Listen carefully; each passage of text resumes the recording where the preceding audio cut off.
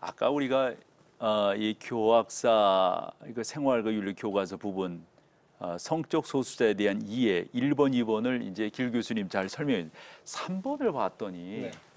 이것도 황당한 표현이네요.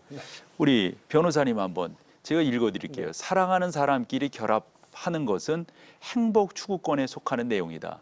따라서 성적 소수자도 다른 사람들처럼 가족 구성권을 인정받고 자녀를 입양할 수 있어야 한다. 이런 내용이거든요. 네.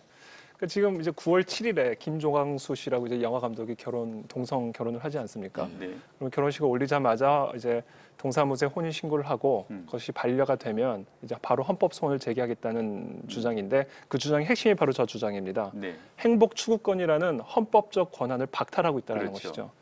근데 이 대한민국의 헌법 제10조가 이렇게 되어 있습니다. 모든 국민은 인간으로서의 존엄과 가치를 가지며 행복을 추구할 권리를 가진다 이렇게 명시가 되어 있습니다.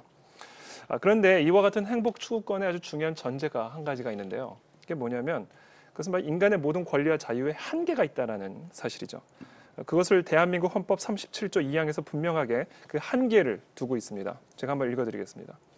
국민의 모든 자유와 권리는 국가 안전 보장, 질서 유지 또는 공공 복리를 위해 필요한 경우에 한하여 법률로서 제한할 수 있다. 이렇게 그 한계를 분명하게 못을 그렇죠. 받고 있습니다. 제한할 것들은 제한할 수 있다. 그렇죠. 예. 그렇다면 이제 우리의 질문은 그러면 동성 결혼이 과연 공공 복리와 공공 질서를 파괴하는 그래서 마땅히 제한해야 되는 것이냐?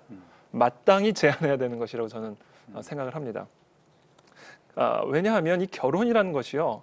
단순히 두 성인 간의 낭만적 인생을 위해서 만들어낸 제도가 아니라 아버지와 어머니가 자녀를 양육하면서 건강한 사회의 일원으로 키워나가는 그렇죠. 어떤 사회적 기능을 갖고 있는 네. 기관이거든요. 가정이. 그렇죠. 네. 그래서 이 사회적 기능을 망각하고 이 낭만만 쫓아다니다가 사실은 이혼율이 급증하게 되면서 사실 이 사회에 큰 어려움을 주고 있는 것입니다. 이제 여러 연구기관 가운데 특별히 그 미국의 대표적인 싱크탱크 중에 하나인 브루킹스 연구소의 그 자료에 따르면 1970년에서 1996년 사이 미국의 연방 복지비 중에 2억 2,900만 달러가 네. 이 가정 파괴로 인해 사회 복지비로 지출이 되었다고 합니다. 그뿐 아니라 2008년 연구에 따르면 이혼, 미혼 및 독신 부모를 위해서 즉 가정이 깨어진 그러한 가정을 위해서 최저 생활 보장 제도 기금 중 1억 1,200만 달러가 매년 사용됐다고 합니다. 그래서 이와 같은 연구 자료를 바탕으로 프린스턴 대학교의 조지 맥코믹이라는 법대 교수님이 이렇게 분석을 했습니다. 가족 제도가 손상이 되고 무너진다면 개인의 삶에 대한 정부의 개입이 확대될 수밖에 없고 네. 때문에 경제 성장은 약화될 수밖에 없다. 이렇게 분석을 했습니다. 그래서 이와 같은 분석을 통해서 우리가 알 수 있듯이 건강한 결혼 제도와 가정은요. 건강한 사회와 부강한 국가를 만들어가기 위해 아주 중요한 기능을 감당하는 사회적 기관이라는 것이죠. 네. 그런 의미에서 동성 결혼 합법화는 아주 심각하고 막대한 사회적 영향을 끼치게 됩니다. 첫 번째, 제가 두 가지만 말씀을 드릴 텐데요. 첫 번째는 동성 결혼이 합법화가 되면 전통적인 결혼의 개념을 다시 재정립을 해야 됩니다. 그래서 동성애자들이 주장하는 것처럼 결혼을 일남 일녀간의 결합으로 규정하지 않고 열린 개념으로 재정의를 하면 굳이 두 사람으로 결혼이 이루어져야 된다는 그런 기준도 모호해집니다. 그렇죠. 그래서 서로 사랑하기만 한다면 마치 동성 간에도 결혼할 수 있는 것처럼 서로 사랑하기만 한다면 일부 다처제나 자처가. 일처 다부제 그죠. 또는 지금 논의되고 있는 집단 결혼 같은 것도 가능해지는 것이죠. 그렇지 않으면 행복 추구권을 침해한다 이렇게 주장하게 될 것입니다. 자, 이 같은 결혼 개념의 재정립은요. 이 건강한 가정과 결혼의 제도를 붕괴시키고 그리고 제가 좀 전에 말씀드린 것처럼 국가의 공공 질서와 공공 복리에 막대한 아주 심각한 영향을 끼치게 됩니다. 참. 두 번째 마지막으로 말씀드리고 싶은 것은 아까 우리 교수님께도 잠깐 말씀하셨지만 동성 부부는 아이를 출산할 수 없습니다. 그렇기 때문에 안 그래도 지금 인구가 감소하고 있는 마당에 아주 급격한 인구 감소와 동시에 국가 노동력에 아주 막대한 영향을 미치게 될 것입니다. 네. 네.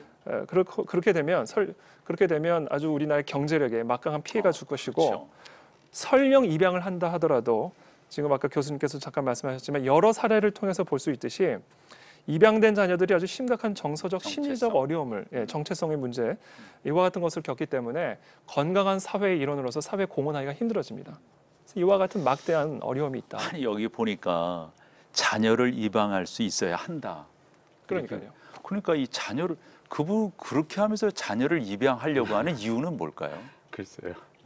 이해가 잘 안 돼요. 그러니까 출산할 수 없다라는 자신들의 약점을 커버해서 입양도 할 수 있다. 또 입양이라는 것은 좋은 것이니까 네. 그런 식으로 이제 의도를 하고 있는 것인데 동성애자들에게 입양하는 것은 결코 입양하는 자들에게 좋지 않습니다. 아니 우리가 지난번 그런 얘기도 나눴었다고요. 저 녹화가 끝난 다음에 우리끼리 모여서 이런저런 이야기를 하다가 어느 그 동성애 가정에서 자녀를 입양을 해놓고 이 아이의 정체성에 문제가 생긴 거예요. 우리 그렇죠. 아빠 엄마는 왜 맞습니다. 다르냐? 그랬을 그렇죠. 때 그 동성애 부부가 이 아이의 성전환을 시켰다는 거 아니었어요? 네네네. 예, 맞습니다. 나는 그 얘기를 듣고 그럼 성전환에 대해서 그 아이의 의사가 반영된 거냐 이거죠. 맞습니다. 와, 그런 저 예가 있으면 좀 말씀해 줘 보세요.